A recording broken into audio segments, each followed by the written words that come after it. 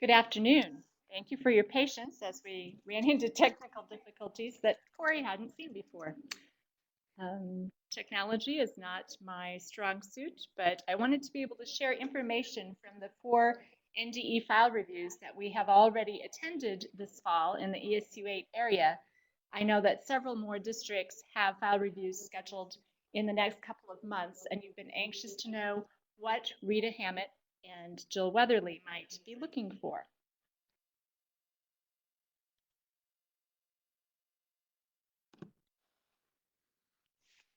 The first document that we pull in the file review is the Student Assistance Team documentation.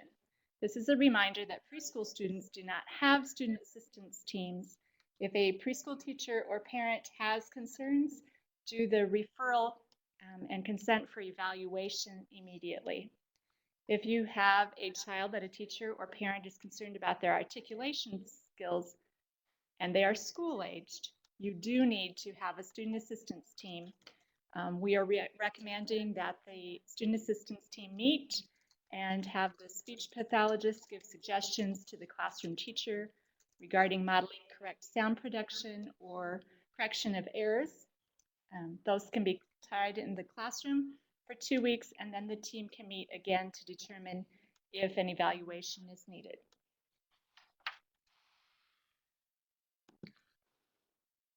If a parent requests an evaluation for a school-aged child, many of you have asked, do we still need to do a student assistance team?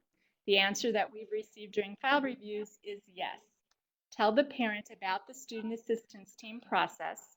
If they choose to have their student enter that process, great.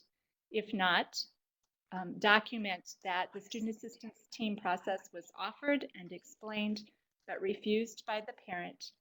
Then go ahead and do the consent for evaluation.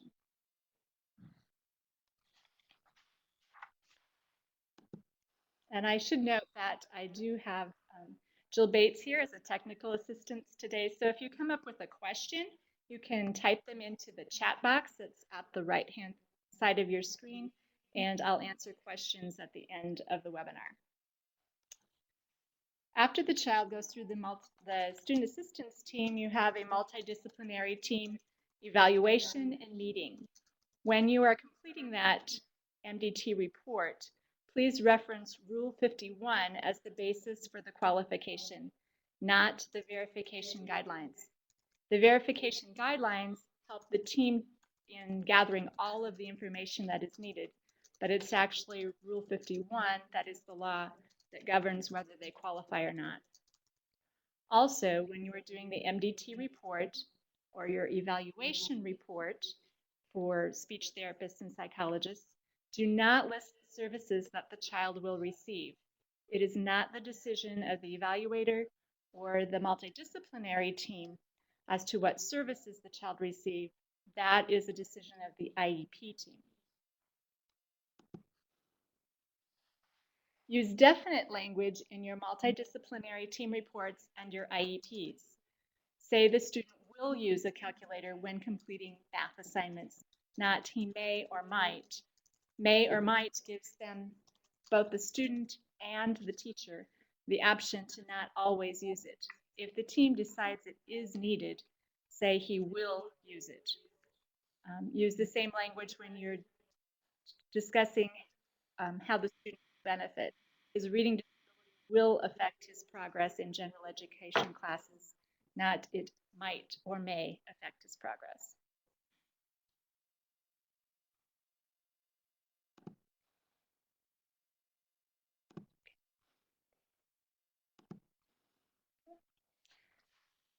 Rita is reminding every team that doctors cannot prescribe special education. If you have a doctor's note that states the child has attention deficit hyperactivity disorder, bipolar disorder, etc., that is not a ticket into special education. It is information that the team can consider, but they must also do an evaluation to determine whether this health condition is creating an adverse effect on the education and that the child has a need for special education. If the psychological report shows that the child is working up to his ability, he's achieving at or near grade level, then there is no educational need and the student would not qualify for services. Dates on the IEP. We talk about the IEP being in effect for 1 year, but we must review it within 364 days. So please make sure that your dates, both on the front page and on the services page, are 364 days apart.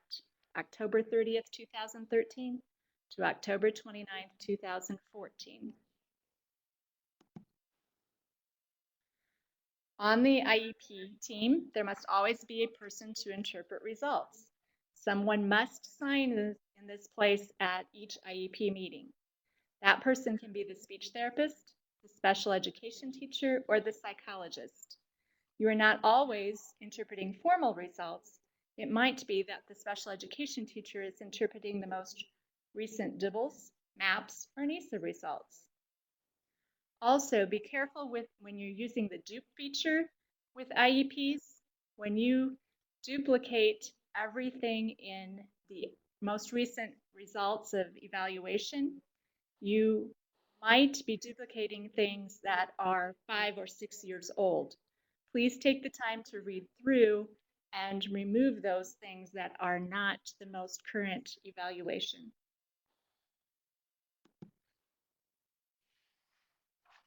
At speech-only IEPs, the speech therapist should sign as the special education teacher. So the speech therapist can actually be signing in 3 roles: the speech therapist, the special education teacher, and the person to interpret results.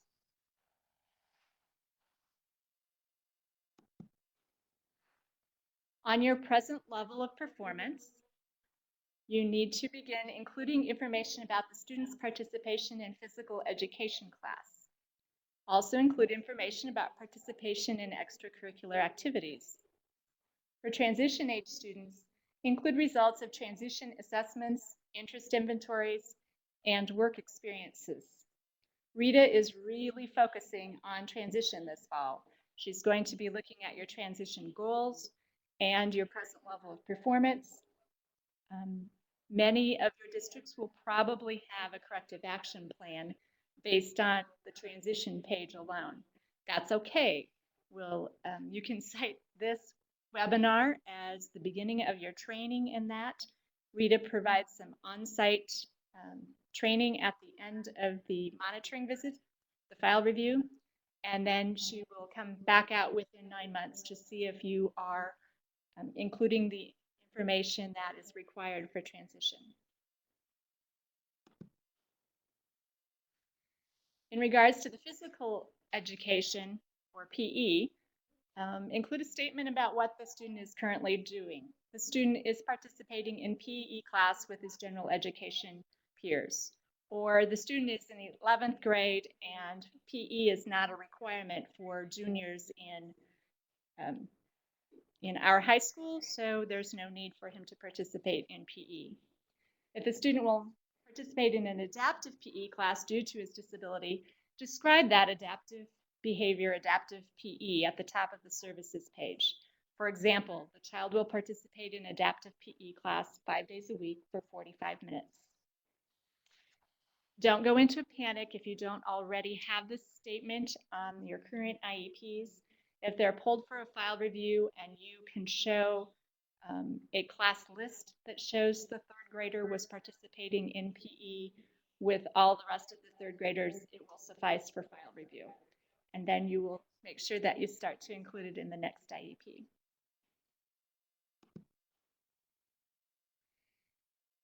When you get to the section or the question that asks if behavior impedes learning, does the answer that you have marked on that page match what you have in the IEP? If you mark no, behavior is not impeding the student's learning, but you have a behavior plan in the IEP, it's not a match. If you mark yes, you need to address the behavior either in this question and section where you describe what positive behavior supports you'll put in place for the child, or in a separate behavior plan that is part of the IEP.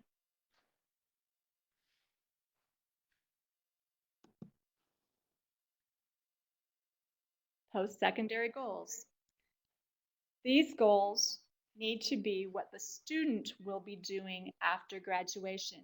It is not something measured by the teacher, but something that would be measurable by the student or his family when they participate in the post-secondary survey that consists of a telephone call from UNL researchers a year after the student exits your school. So the formula to follow is, after graduation, the student will attend, name the school or university, and then work as a what? For example, Bobby will attend Northeast Community College to earn a degree in feedlot management, and then he will manage his father's feedlot and live in a house at the feedlot. Address where the student wants to attend school or what training he plans to participate in, what job he would like to hold after graduation, and whether he or she will be living independently or in a group home. It is okay if this post-secondary goal changes each year when the child is 16, 17, 18. We all know that teenagers change their minds, but this goal gives you and the student a starting place when they are looking to do some job shadowing experiences or research about schools that offer the training or what the requirements of that job will be.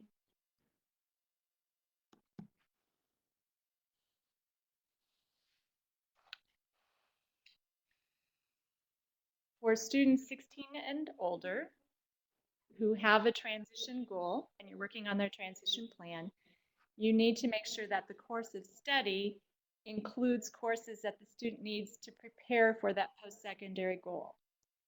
How many science classes does a student who wants to enter a nursing program need to take? If Bobby plans to go into feedlot management, does Bobby need to take accounting classes in high school? Is he enrolled in some ag classes?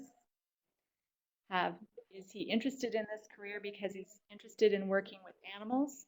If so, then do you have some job shadows arranged for him that would allow him to not only learn about feedlot management, but perhaps a veterinary assistant or other jobs that involve working with animals?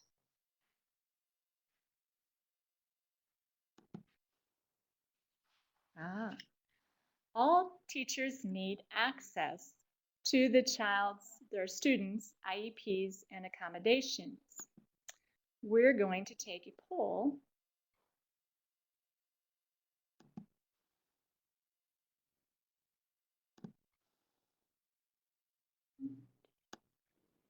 Bring it in. I don't know if this is large enough on your screen or not. I hope it's not in microscopic print. Do you document that general education teachers have received a copy of this poll, of the copy of the IEP, excuse me? You can go ahead and vote, yes or no.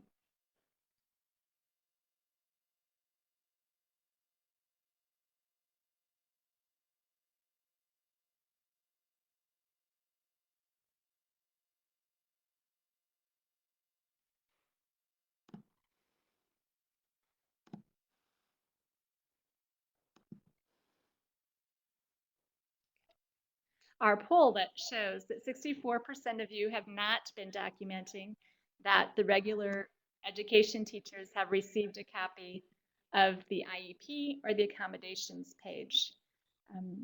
It can be a simple form. It can be a list of the teachers and the date where they have initialed that they received a copy of the IEP or the accommodations checklist.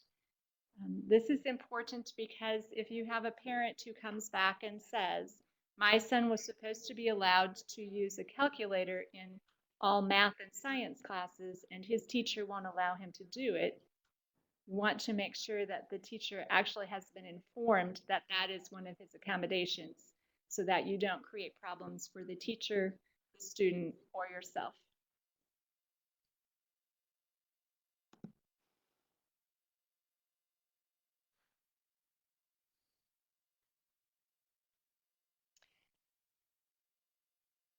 Those are the items that have been discussed or brought to our attention during the NDE file review this fall. I'm looking forward to working with several of you over the next couple of months at your file reviews. I want to thank you for joining us this afternoon at the webinar. I'm going to check with Jill to see if there were questions that need to be answered. Yes, Ruth, there was a question from Diane Jeffco, and I believe it was about preschool requirements for physical education. For preschooler, you would write, the preschoolers do not have PE at XYZ school, so there's no need for this. So this child is not participating in PE. And then you would go on to include some of the gross motor activities that he does participate in that present level of performance. The other question was whether or not you would share your PowerPoint. Yes, I will share my PowerPoint. The PowerPoint will be on the webinar that you could broadcast to other teachers in your school or have them watch during a time. But if you want just the PowerPoint and not my voice, you can send me an email and I'll send it out.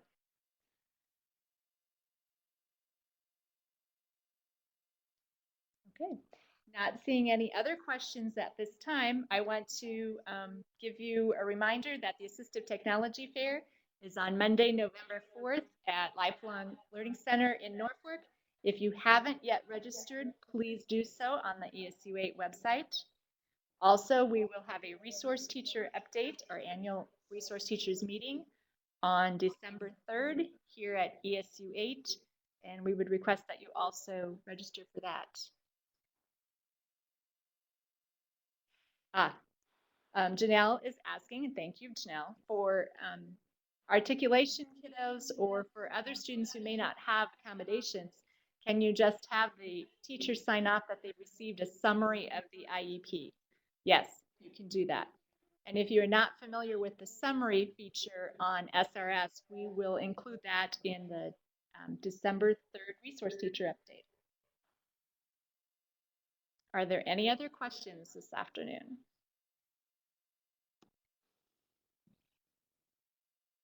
If not, thank you for your time. And I hope to see many of you on Monday and all of you on December 3rd.